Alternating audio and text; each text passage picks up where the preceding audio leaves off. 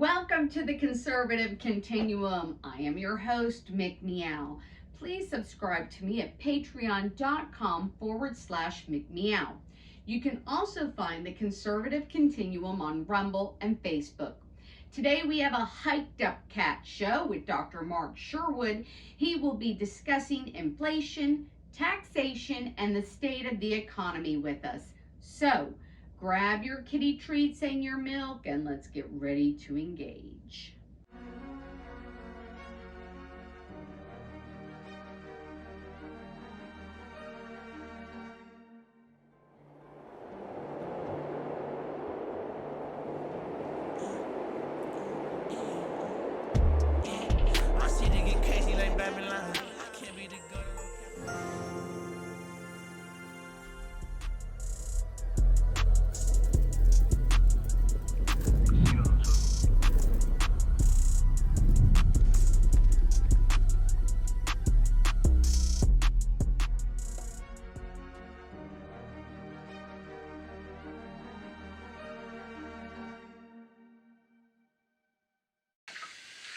Well, it's time for the caterwaul, so let's get to it.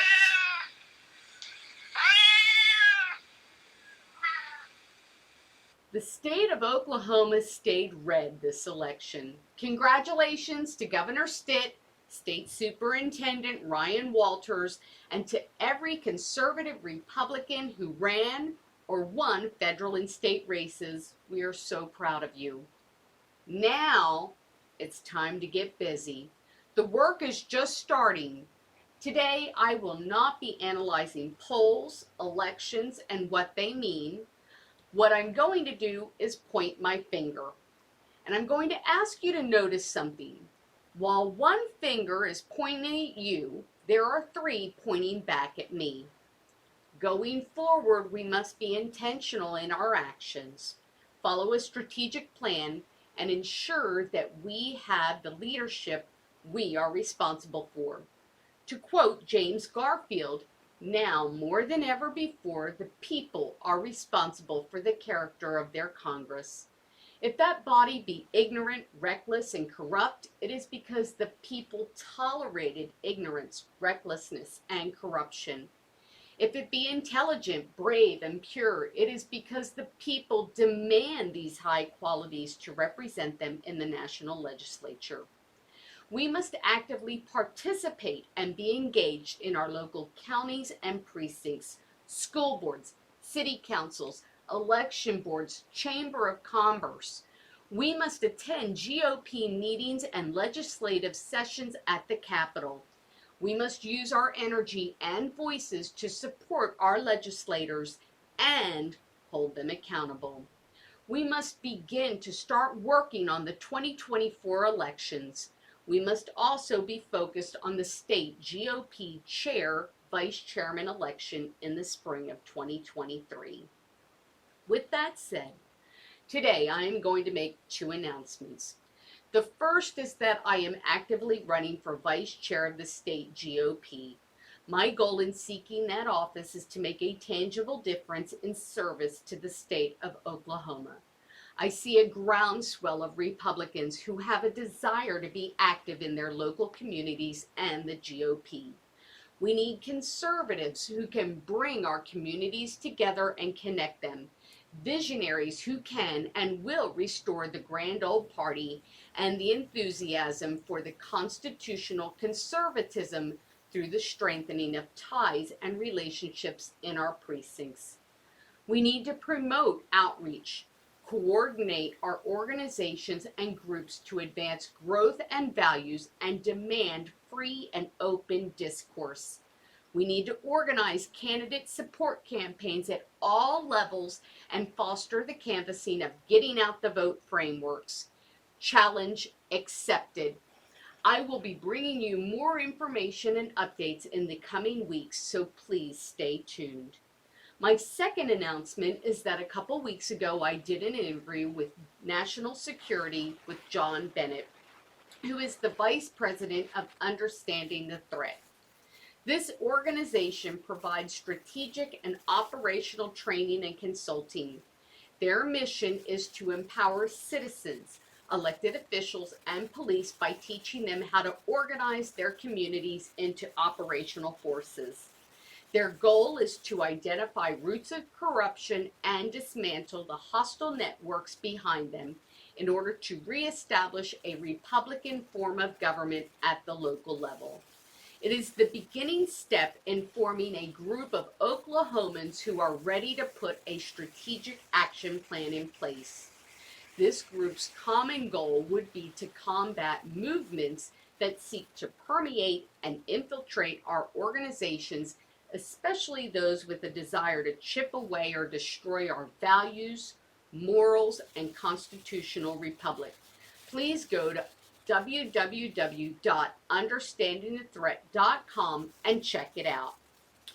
There will be a class that we hold on December 2nd and 3rd in Oklahoma City, and I will have more details on that in the coming weeks.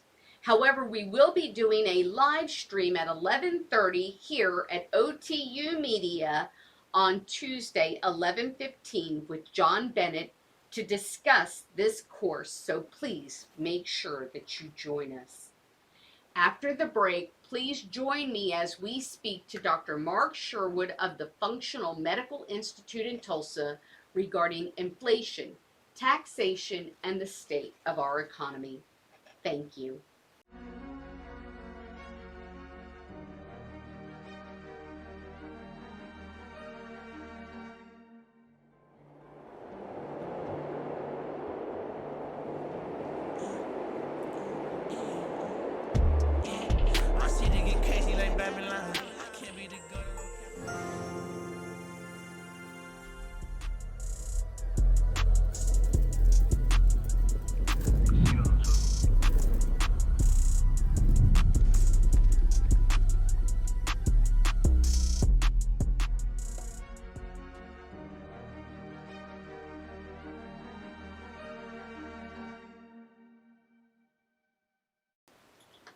Welcome to the Conservative Continuum. I am your host, Mick Meow. Thank you so much for joining us today.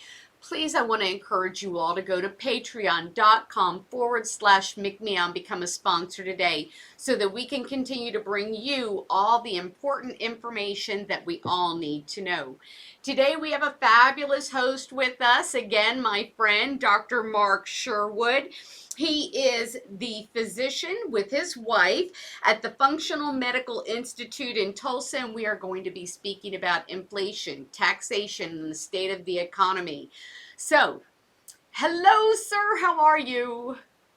Mick, thanks for having me again. I always look forward to it, and I've been especially looking forward to being with you today on these extremely volatile and very important topics. Yes, absolutely. Well, before we jump into this, I got to get your input. I haven't talked to you since, but what did you think about the election or the Well, I election think that's that, still going on?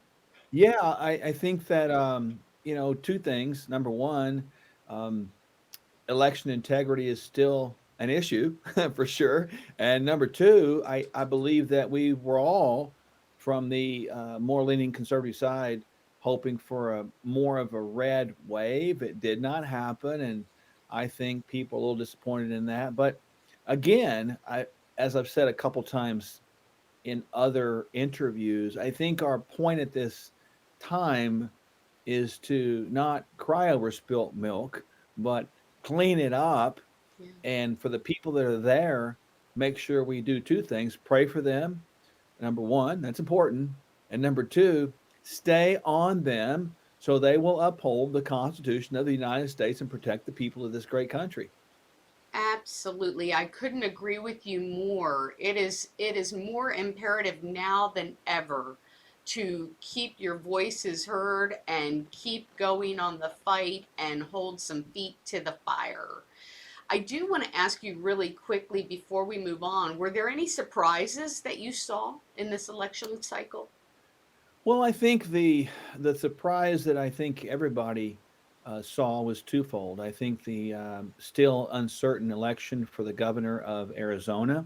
I think that's a surprise that we all believe that there was enough momentum there for Kerry Lake to go ahead and pull that one through. And then I think I was a little surprised about the Georgia Senate race between Warnock and Walker. I really believed that because of Herschel Walker's celebrityism, I thought that he would be able to get 50%. And then I guess I got two more comments to that one.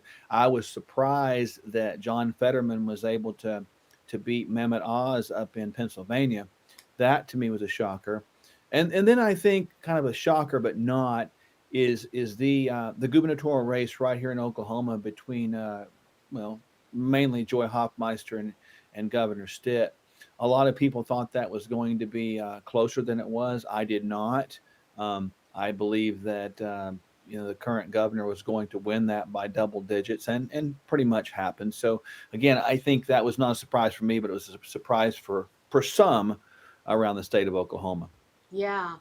I agree with you. At first I really thought, ooh, should I bite my nails, but I'll be honest with you, the thing that really was concerning, and we'll talk more about this in a little bit, was just the narrative that kept going. Oh, he's underwater, he's underwater, he's underwater. It's like, even Dan Bongino and the Daily, Caller and all them were jumping in going, what? It's Oklahoma. Are you kidding me? Mhm. So yeah, that was the big, I think, surprise to me, was that in Oklahoma, we were actually discussing that a conservative Republican governor was underwater. Okay. But Yeah, it's an interesting phenomenon, isn't it? The media will paint a narrative that's not necessarily true. Go figure. yeah, They've been doing that for a long, long time. And the problem with it, Mick, is this, and it's not just Oklahoma. It's the media is put in a position where they can steer a narrative. That is not freedom of press. That is manipulation and control of the press by powers that be. And that in itself is a major issue within our elections right now. And I really believe, and this is my honest heart of hearts opinion, that there should be spending limits, spending caps in all forms, in all levels of government candidacy. And if you did that, we would have some regulation on that, standardization, and perhaps we might get more truthful narratives out there. And perhaps we might have the opportunity to actually have the right people elected for a change in all aspects. yeah, I'm gonna give you an amen on that. I 100% agree. I couldn't agree more. Well, let's jump into today and talk a little bit about inflation, such a Yeah. necessary topic. So it was the top topic of concern, the top talk of concern for Americans, and a key issue. Most Americans, 53%, believe that the country's in a recession. 75% or more say that the economy is going in the wrong direction. So we know that the federal government borrowed or just printed out $6 trillion in a very short amount of time. And they did that when the federal interest rates were extremely low, nearing 0%. And then the global production was grounded to a halt. Well, with all of that money that was being floated around, the demand increased, but then the supply chain wasn't there, the production wasn't there. So we know that that occurred during COVID, mainly initially, but then in 2021, much of that phenomenon, I think, that caused all of this inflation was due to poor policy, inept handling of the economy, and overspending. Inflation was measured by the Labor Department Consumer Index as a 41-year high, 9.1% this past July. So today it came out that we are still high at 7.7%. Gas prices are going back up. I believe the average is $3.90 a gallon. And we now have higher interest rates imposed from the Federal Reserve nationwide. And we have a still limited supply chain issue. which makes everybody feel like we're in a recession. Americans, it was reported, are working a part-time job on top of their regular full-time job. That rose 6% in 1 year. And there are reports of signs that demand is weakening. However, the supply chain and production is still really low. Job numbers are indicating that they're slowing. And economists, I think today, Kevin Hassett came out and warned of a double dip recession, stating that we would have negative numbers across the board in 2023. So it's like the cat's out of the bag. And my understanding is he's not going in very soon. So what impact do you think this has on our economy and on everyday Americans? Well, I agree with the economist who says we're going to have a double-digit recession because what we're doing now is we have created this. And let's go back and sort of dive a little bit deeper in some of the aspects you mentioned. I mean, we started printing money. And again, the government, federal government I'm talking about, is spending more money. If you look at the debt calculator, there are trillions of dollars in debt and it's growing exponentially. Again, irresponsible spending, irresponsible printing of money. When the government gave out stimulus checks, they should have been giving out vitamin D and advice. But they didn't do that. They continue to subsidize food, substances, that are killing people, and they continue to make those cheap while they take away and raise prices of those things that actually bring health. You also see the idea that our federal government keeps increasing taxes for whatever at this point. I lose track of all the taxes, but they continue to take money from the American people. The states continue to give it to them, and they continue to spend more than they make. I don't know how much more irresponsible and more clear we can be. If we don't understand that that is absolutely upside down and goofy and wrong, we need to have our heads examined. We're seeing now the feds raise the interest rates because they're trying to slow down this idea of inflation by trying to slow spending. And when you slow spending, obviously, you got this secondary wave that's coming at us that prices are going up. So now people don't have enough money to buy the things they need because the prices have elevated. And you see this just continue to feed forward cycle where it's getting worse and worse and worse. My belief, Mick, is that this is going to continue to go south on us because we don't have people that know how to manage money. If you operated a family like we're just talking about, and a husband of a home or a wife of a home, whatever the case may be, were to manage their funds like this, we would look at them and say, that's the most asinine, goofy decision you could ever make. And yet we accept this from our government. It's not okay. And then we have the value of the dollar declining. And I know we'll talk about this, but I do believe the United States dollar is going to be eventually not the primary currency of our world exchange rate. And I believe it's probably going to go away in time. It won't be overnight, but it will go away in time. And so right now we have a perfect storm. The stock market is crashing. Most people are having the idea that their investments are down 25, 30% or more, depending on how aggressive they would be. There's no plan to fix this. There's no plan to balance the budget. There's no plan to manage spending. All there is plans to spend more money with these goofy programs that they continue to create with these false names on there that give us this illusion of hope. Absolutely. I love where your head's at. I always do. We've got to take a quick break because the kitty's crying. So we're going to grab him some treats and then we're going to come back and we're going to talk more about inflation. Don't go away.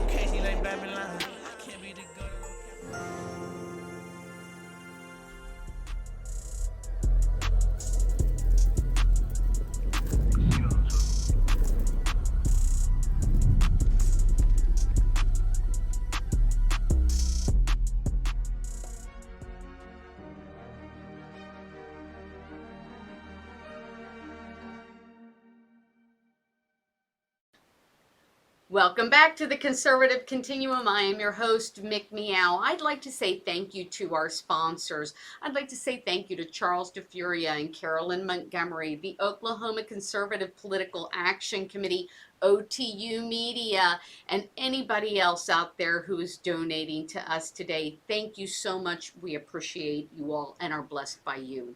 So we are talking to Dr. Mark Sherwood, and we are talking about inflation, stagnation, recession, and you were bringing out some very good points about how we are just spending money. We're out of control. We're doing all these crazy things. My question to you is, what do you recommend that the ordinary person do? So this is several facets to my answer, and I hope that people listening right now will take notes, and I hope that they will share this broadcast later on to their loved ones if they care about them at all. Me too. We have to really begin, Mick, to become more self-governing and more self-sufficient, less dependent upon these entities that have shown an untrustworthy spirit, unscrupulous behavior, and dishonest gains at our expense. To become self governing is simply to understand that from a food supply, we need to learn how to grow crops, build a garden, get things that are actually sustainable. Use what God gave us, your brain and your hands, to actually create food. You can create food if you have a community out there, connect with your local farmers, support them, don't support big business. So learn to grow and learn to help other farmers grow. So that's where you spend your money. Secondly, we've got to understand that our elections and where we're going with this have really been supplanted by a bunch of rich folks, elitist, if you will, that are all about grabbing more power, which is really, in a nutshell, whether it's Republican or Democrats, tyranny because it's trying to control you. So understand that's what you got. If you can't build a relationship with the people that you elect, they're not worthy of electing. It should be working for you, not the other way around. So begin to get involved within your local politics, get involved in school boards, get involved in city council, put your name out there, let your voice be heard, get involved at the Oklahoma, conservative political action committees, get involved with Mick here, get involved with these organizations. That's going to help you a lot. Next, we have to begin to understand from a financial standpoint to become independent and of that system that is failing system. From an economic standpoint, Mick, I'm a high believer in that the barter system is going to come back at least to a level in the near future. And when I talk about bartering system, it's basically trading goods for goods, trading value for value. Back in the old days, the maybe the pilgrims and the Native Americans used to trade, a gun for corn or corn for gun or something like that. We can get back to that. So, with that said, from the financial end, it is wise to invest and have a little bit of gold and or silver around. By doing that, you're going to be able to have a tangible asset that holds value that's good for the bartering system. So the more we can detach and disconnect ourselves from that, be begets more freedom in our lives. And the more freedom we have in our lives, the less control they have over us. Because as I was saying at the break to you, the idea and the agenda of the powers that be are to eventually break us down where we have no money to buy the goods that are provided. So we have to depend on them to provide it for us, thereby taking away our choices, thereby leading to an erosion of our freedom. And when that happens, we become in debt and in bondage, much like the children of Israel became indebted to and in bondage to the Egyptians way back when. And I know my voice probably today sounds like maybe Moses's voice sound back then. I want my people to be free. And the only way to be free is to open your mind up and don't be ignorant anymore. Because as Samuel Adams said clearly, and I'm paraphrasing heavily, Mick, he said that tyranny cannot exist in a nation of people with knowledge and virtue. But tyranny thrives in a nation of ignorance with a lack of virtue. And so we're progressively eroding into a nation of ignorance with a lack of virtue because we've not really understood the principles I just talked about. And the last piece of the answer is really a biblical principle, and it's found in Matthew 6:31 through 33 of, uh, I believe, the basic instruction before leaving earth. Yeah, I just defined Bible for you there from God.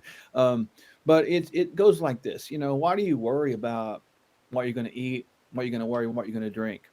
The Gentiles worry about these things. But don't you know who God is? Seek ye first the kingdom of God and his righteousness, and all these things will be added unto you as well. That's the virtue I'm talking about. That's the moral code I'm talking about. When we do that, we got to believe for supernatural provision in the middle of a storm.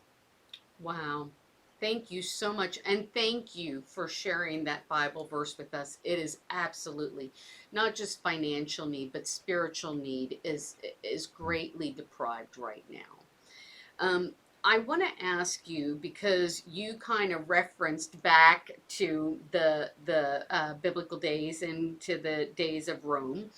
Mhm. The billionaire investor and chair hedge fund Eichen Enterprises, Carl Eichen, warned that the inflation in the U.S.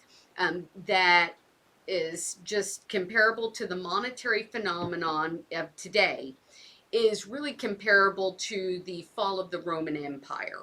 So, just real briefly, those who don't know, I guess there were a succession of emperors that actually took and lowered the silver content of their currency.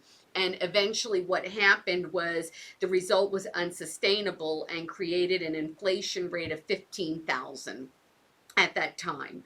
And at age 86, this gentleman is still considered to be really a big brain on Wall Street. So, do you agree with that analysis? And if so, how do we change course? And I think you've kind of laid some of that already out. Yeah, historically, when you look at the Roman Empire, there was another factor involved. Is with each successive emperor, they made bigger promises that we're going to take care of you, we're going to give you this, we'll give you that. And the nation went, the empire of Rome went from a nation of, independent thinkers that appreciated the government and what they could do and what they did, what they stood for, how they protected them, but weren't dependent upon them. And so Rome eventually became where it had an increasing populace of people who were basically helpless, depending on government checks, government subsidies, government assistance, government protection. You get it. And that happened over time. And look at historians, that percentage may have been up around 30 or 40% at the time that the unsustainable nature of the Roman Empire um, really began to show itself and show itself for what it was, as a weak empire that was going to die, and it did. Mm. America now, I believe, is in a worse position than the Roman Empire was.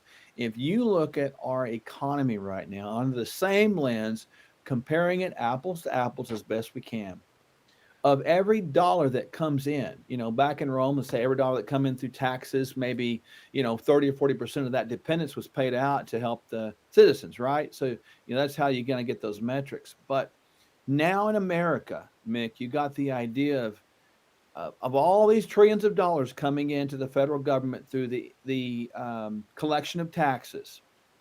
They are paying out 90 some odd percent right now. So what does that mean? That means that 90% of that is going toward these government subsidized programs. So Mm. we're in a worse case than Rome ever was under that same contextual idea. And because of that, not only can our nation not stand, but it will absolutely collapse if we do not get our hands on this right now. And frankly, Mick, I'm not certain that our nation as a whole, I'm not talking about our states and the people, I'm not certain that our nation as a whole is not too far gone, because our economy is so embedded in the Chinese Communist Party. I mean, they own our goods and services production. They own dollars and loans and the research. And, even right here in our own state, we have partnerships with the CCP right down the road at OU to sort of experiment with things. So, we are like almost as a nation already compromised to the point where we're already bought, paid for, and sold, meaning we're in bondage to other nations. So a big convoluted answer, but the bottom line is I believe we're in worse case than the economist you mentioned noted. Wow. Wow. That is amazing. And when I read that from him and then to hear that confirmation, we have got to do the things that you have already talked about as ordinary people to ensure that we are taking care of ourselves financially, spiritually, physically. We need to take a quick break. When we come back from the break, we're going to dig a little bit more into the Federal Reserve and all these interest rate hikes that are going on. Don't go away.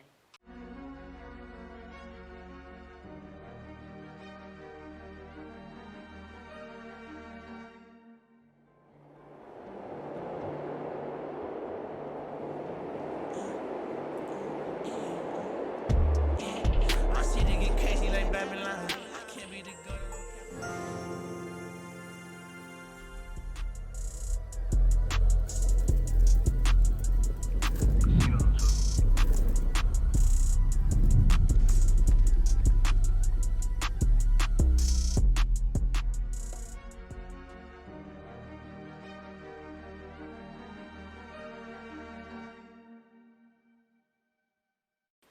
Welcome back to the Conservative Continuum. I am your host, Mick Meow. Today we are here with Dr. Mark Sherwood. We are talking about inflation, we are talking about taxation, and we are getting ready to delve into a subject that is, I think, impacting, and I know, not thinking, I know is impacting all of us.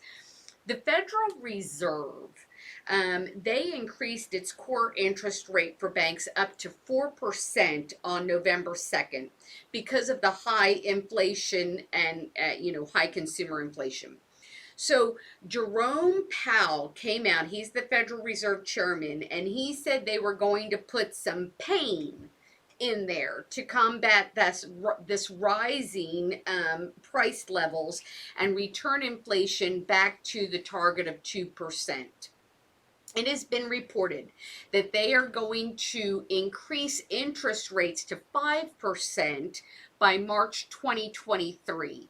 So, how is that going to impact the economy and average U.S. citizens?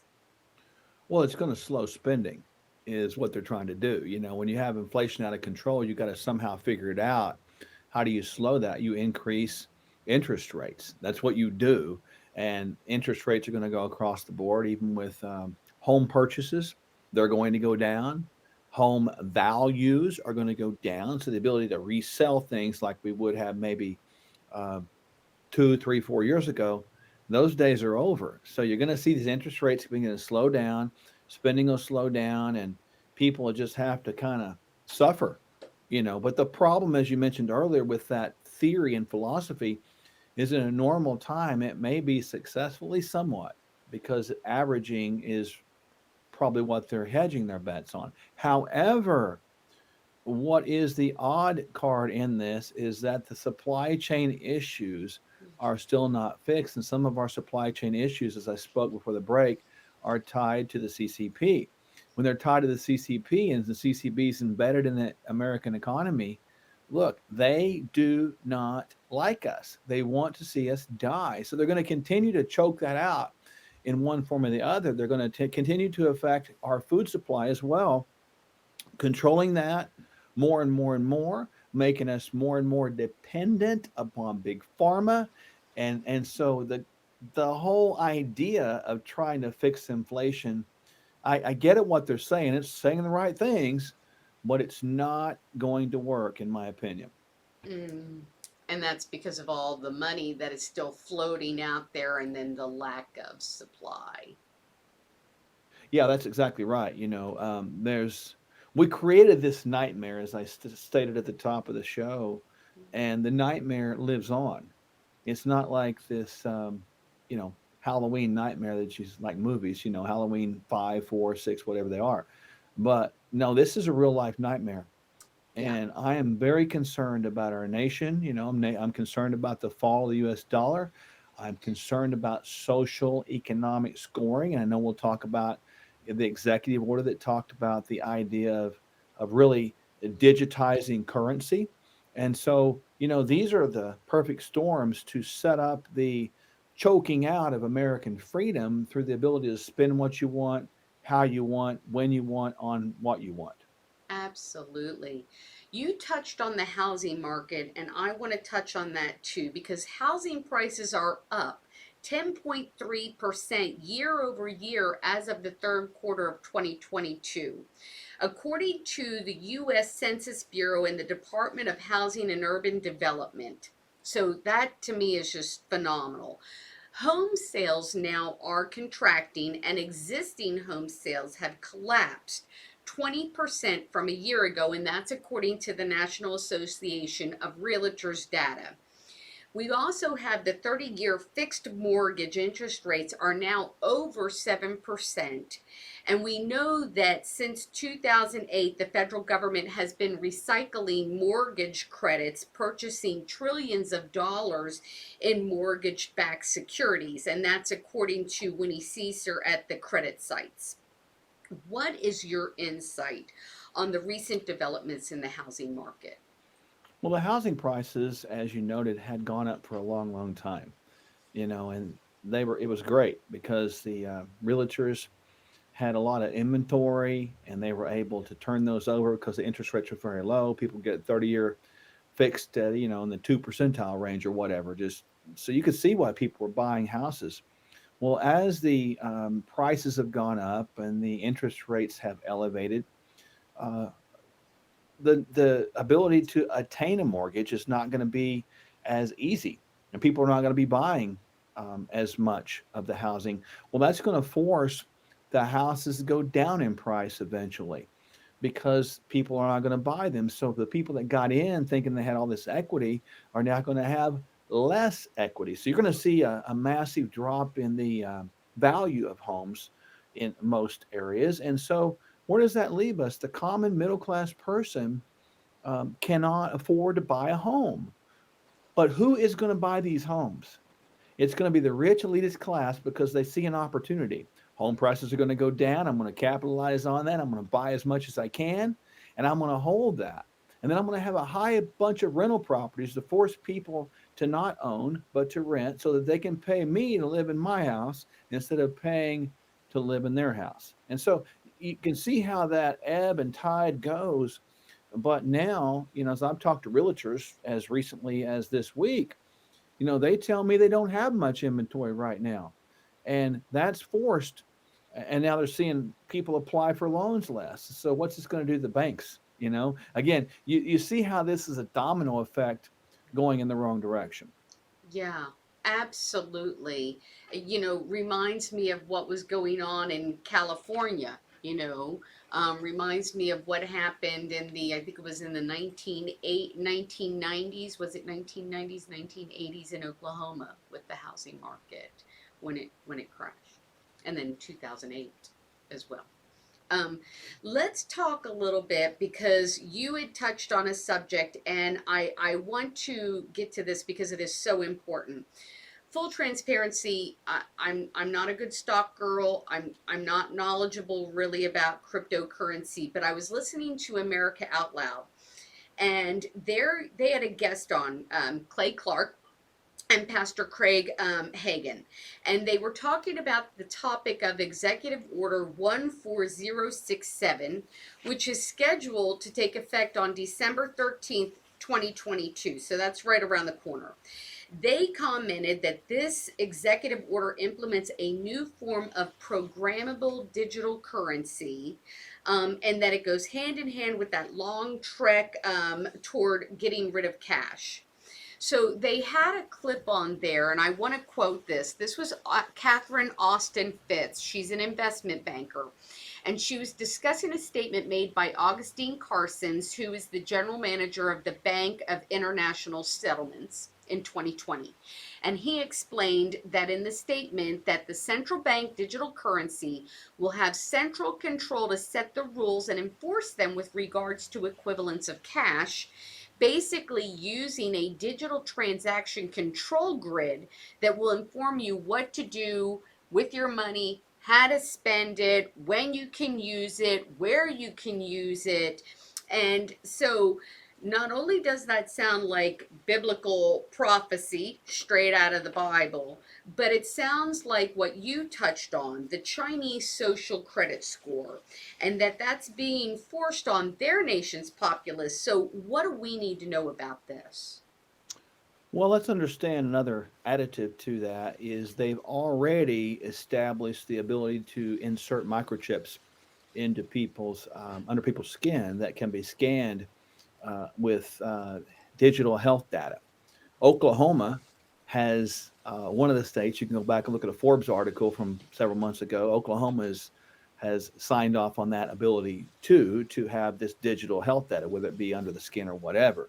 And this is already trending across the country. It's going down the road of this one world government, one world control, and they're going to sort of this order does not de-establish the United States dollar, but this order sort of lays the groundwork that research, development, think tanks, and all this are going to sort of move all of our ideas regarding the way we buy and sell, the way we use currency, move them down towards the programmable digital currency. It's going to be sold to people, Mick, under this idea. And I'm going to heavily act this out so people can get a feel for this. Hey, wouldn't you want to see crime go away? No more robberies. We can control drug trafficking. We can control sex trafficking for money. We're going to save the world by eliminating the ability for people to traffic and break the laws using money. Kind of sounds good, doesn't it? And that's how they're going to sell it. But ultimately, Mick, they're going to use the social economic scoring to um, not just immediately dictate, but be aware of all of your expenditures, where you buy, where you sell. And if they don't like that you give to Church ABC at some point, they could say, hey, we're going to deduct money out of your digital credit card. So you can see where it's really a disaster waiting to happen, going right down the world, the pathway of this one world currency, one world government that does lend to biblical prophecy. I've got to take a quick break because that kitty is getting testy. We are going to be back. We are going to finish this conversation because that is really interesting. You all need to know about it. Don't go away.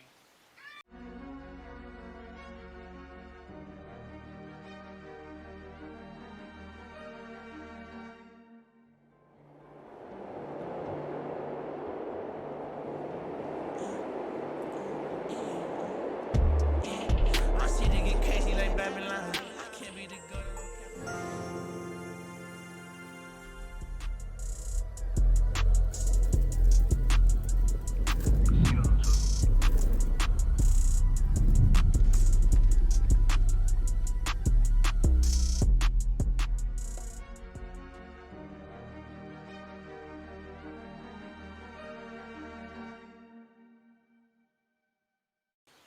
Welcome back to the Conservative Continuum. I am your host, Mick Meow. Please go to patreon.com/Mick Meow. Become a sponsor today, like the Oklahoma Conservative Political Action Committee, OTU Media, and Charles DeFuria, Carolyn Montgomery. Please be a sponsor today. So, Dr. Sherwood, we were talking about this programmable data and this, programmable currency, excuse me, and Executive Order 14067. So we were talking about how this is going hand in hand with the New World Order. It's coming December 13th. And I want you to finish any questions and comments that you had, but I want to ask you this. Why aren't Republicans jumping up and down? I mean, this is December and we're in November, so why aren't we hearing anything about this? Well, I think we're not hearing anything about it for one fundamental reason, and this would cover a lot. We, as conservative Republicans, are supposed to understand the genesis and origination of the intent of our founding fathers with our Constitution, which they recognized who God was. They recognized His sovereignty, His supremacy, and they recognize that virtue I talked about earlier. They're not talking about that anymore. They have disregarded and dismissed the concept of who God is, so they have no moral direction, no virtuous direction. They're actually acting on their own out there. So that's why they're incapable of stomping their feet and throwing a fit. I think secondarily behind that is, as we've seen from local elections and state elections, so much money is pouring into these things from outside of our state and outside of every state with the idea of bringing centralized control. Now, let's think about what I just said for a moment. What would a politician or a banker in New York City, why would they give one dime towards a candidate in Oklahoma? Why would they do that?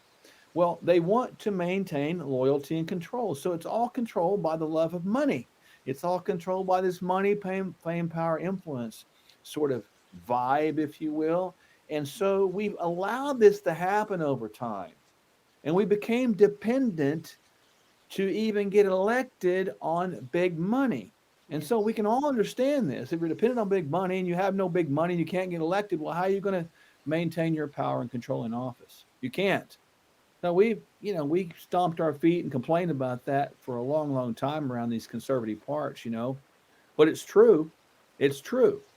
And they really hoodwinked us in a lot of ways. And that's why they won't stomp their feet right now. They're aware of it, but they're a part of it. So make no mistake about it. We have a Democratic, Republican pseudo party right now that's really seemingly and observingly about big gain for themselves. Wow. You talked about buying some gold, buying some silver. I have a question. Should we be involved with cryptocurrency, or are we not going to have a choice? We're not going to have a choice long term, because the dollar will go away. Now, it won't go away, Mick, I believe, overnight. It'll kind of bleed away, much like the euro. Remember the euro dollar? It came into the European Union area, but each country sort of had their own dollar system for a while, but eventually it sort of drifted into that euro dollar concept. The same is going to happen with the US dollar. Eventually, the global markets are going to shy away from the US dollar as a standard and go more towards other dollars or currency counters as their standard. We're going to see that. And so when I talk about, crypto and all that, it's going to be regulated and it's highly electronic. Now, some could make some money off of that if they hit it just right as it sort of evolves based upon, the idea of the executive order. However, does it have legs and is it sustainable? I don't think so, because I think the bartering system that we have to get back to some point is the thing that we can count on that will work long term. Gotcha. I want to talk a little bit about taxation, because we pay all kinds of taxes. We know it's mandatory. It's not anything that we are asked about. They just impose taxes, corporate taxes, death taxes. They're even talking about taxing meat now. And the government is hiring 87,000 IRS agents. They're going to be armed. They're going to be allowed to use deadly force. So, as a Christian, we know without exemption that we are subject to God and we serve Him. And we give to God what is God's according to Christ's guidance, and we pay our taxes as to the government because we're good stewards. But the government is taxing people unbelievably. And unfortunately, many now are in a position where they can't even afford to feed their families. They're going to food banks for the first time. So my question is regardless of your party affiliation, I don't care if you're Democrat, I don't care if you're Republican, but where do we draw the line, and when do we draw the line, or can we? When you look at the IRS hiring all those agents, it is not something new that they have the ability to, carry a gun and execute deadly force. That's nothing new. That's been a requirement for a long, long time. People should know that. The multiple pronged problem we have, Mick, started back with these goofy programs that gave government grants and loans to businesses like the PPP program. Remember that back in the pandemic? Well, that was set up for multiple layers of fraud. And we've had that. There are so many fraud cases right now, they don't have enough IRS agents to investigate the fraud. So we, the people, have been defrauded from the government of the money that we paid them through lawful taxes. So they again created a situation where fraud was created, and now they want to be the rescuer by hiring IRS agents. At the same time, you have independent people out here that are trying to make a living, as you noted, trying to pay their bills, and they can't do it. We are being overtaxed to the point that it's almost absurd right now, the taxes we have. State level, state governors, state legislators need to lower taxes. I don't care how much you hurt. You figure it out. If you can't lower taxes and figure out how to do less or more with less, you're not fit to manage the budget of this state. The people of Oklahoma, I believe, would understand. We're trying to put more money in your pocket so you can not just survive, but you can thrive. And the legislators need to figure it out. Take a pay cut. Why don't you do that? Why don't we get off the train of continue to print money and give when all we're doing is being conned by the big takers that are the tax receivers. So we've got to get behind this. So that was a very bold answer, but that's kind of where we are right now, Mick. Yeah, I agree. I wholeheartedly agree, because there are so many people now who are hurting, and there's so much in taxes that are being paid out. You have to decide, are you going to feed your family? Are you going to put gas in your car? Are you going to pay your taxes? But yeah, and 87,000, I don't think we need that many IRS agents, but good point, they don't even, they Yeah, can't and just even. to add one more thing, Mick, about that, where do Christians draw the line? You're right. Jesus said, "Give unto Caesar what is Caesar's, and give unto God what is God's." I go back to that scripture. I don't have all the answers, and I'm not the author of provision, but I know God. I believe He owns everything, and everything's created by Him and for Him. So, we as Christians, our response has got to be that we have to trust for provision even when it seems impossible. And that's a hard ask. But let us all remember that the Israelites were on the edge of the Red Sea and they had nowhere to go. They were looking for provision that was going to save their lives. So the sea was parted, and He can do it for us too. Amen. Thank you so much. Okay, we're going to take a quick break because that kitty is just so needy. But when we come back, we are going to talk more about what's going on with the state of our economy.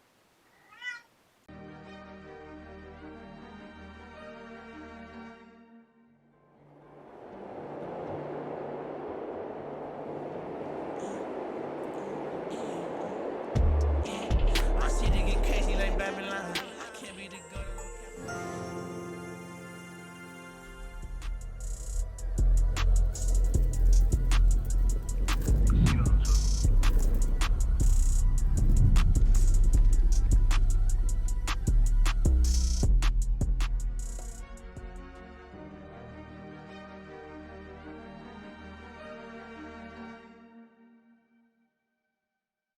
Welcome back to the Conservative Continuum. I am your host, Mick Meow. We are here with Dr. Mark Sherwood, and him and his wife are physicians at the Functional Medical Institute in Tulsa. We're talking about inflation. We're talking about the state of the economy. We are talking about recession. We're talking about important things. So please go back, re-listen to this. Write this down, because it is important, so important that we be engaged and involved.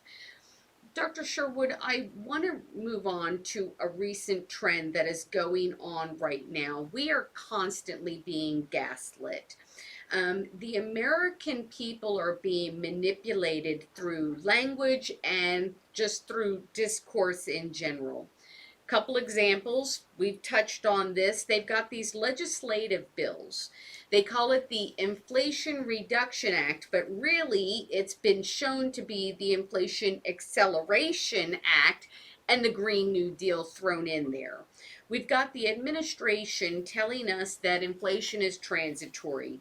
The rising prices are Putin's fault.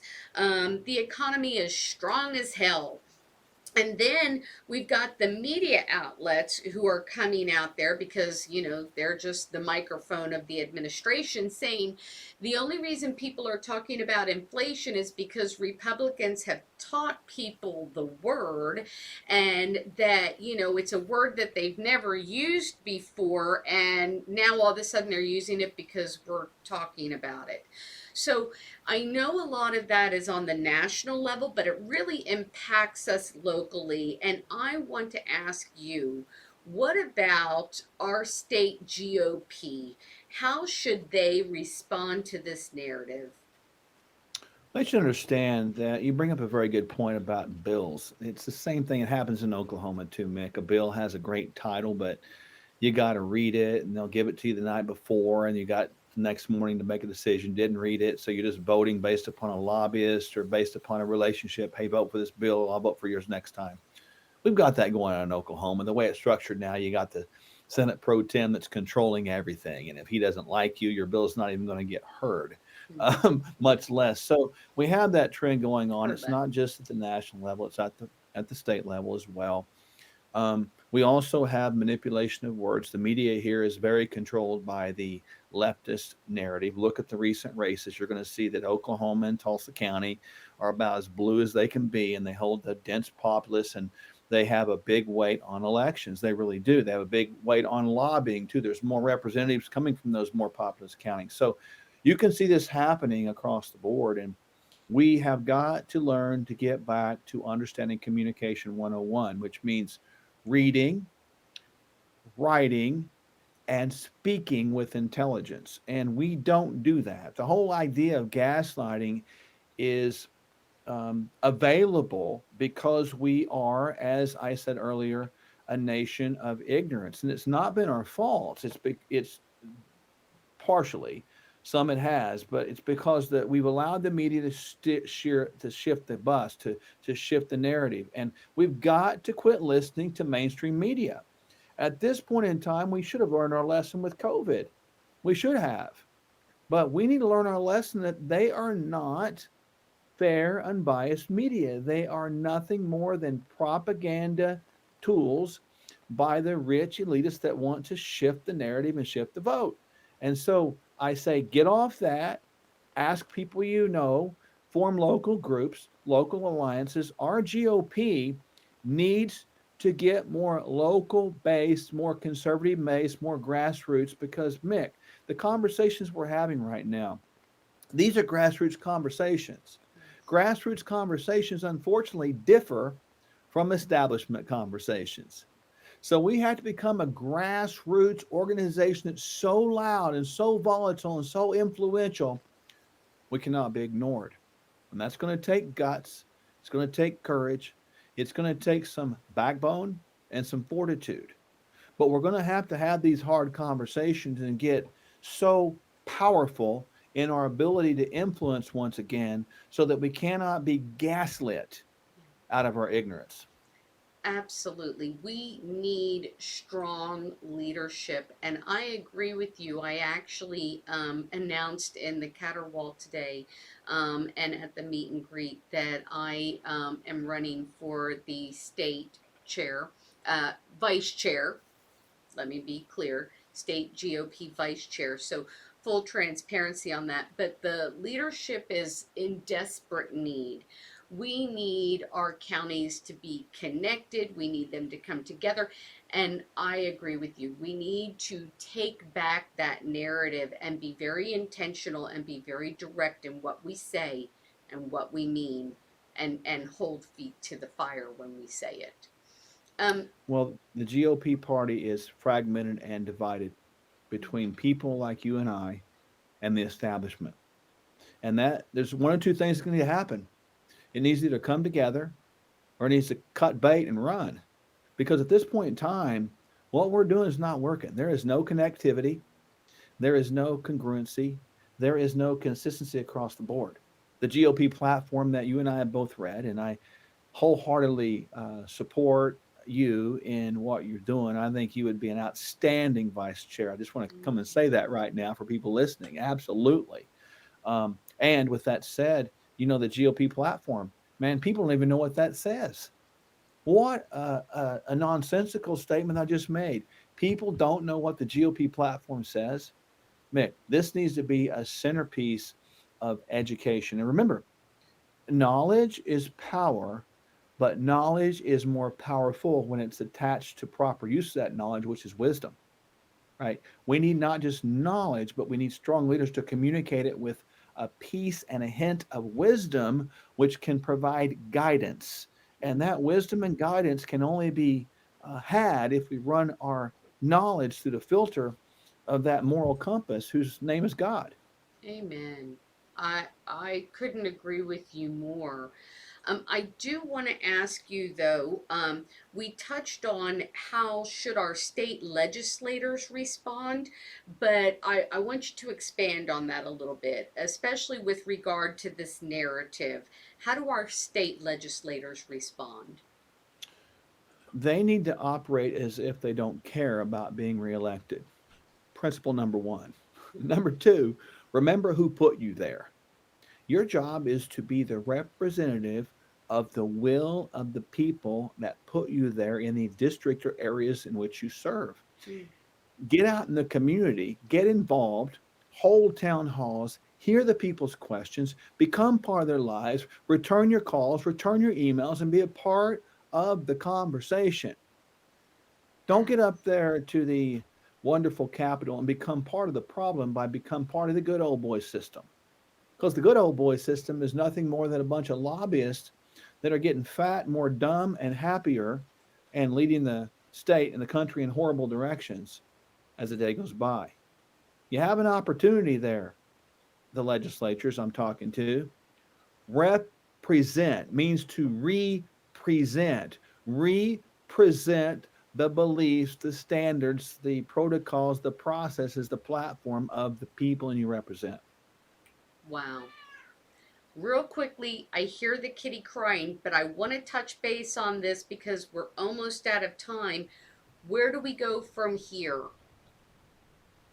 We need to go forward from here. The election just happened. Yes, I get it. But the battle is not over. It's just begun. The battle will never end. It's only in its infant stages. We're still fighting for the basic premises of our Constitution as people.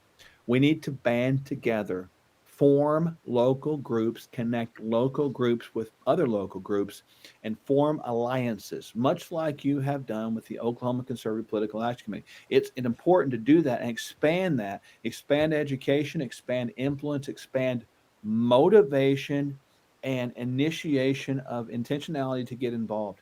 Give people assignments, give them opportunities. And when you give people an opportunity, we might be surprised that they begin to make a difference. Wow.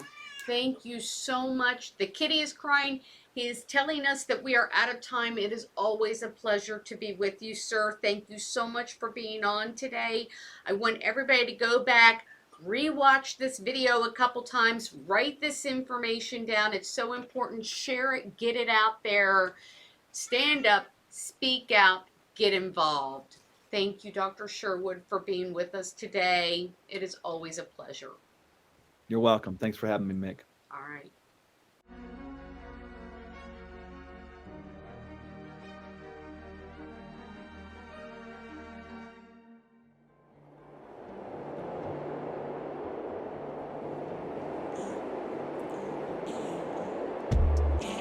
My city get crazy like Babylon. I can't be the good.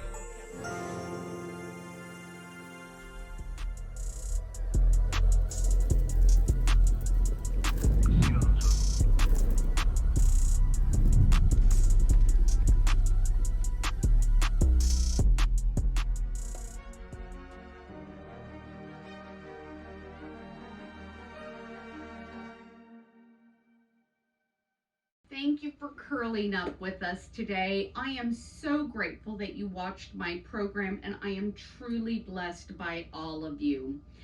I want to say thank you to my guest, Dr. Mark Sherwood. It is always a pleasure to have him on, and I hope that you all are taking care of yourselves physically, spiritually, and financially.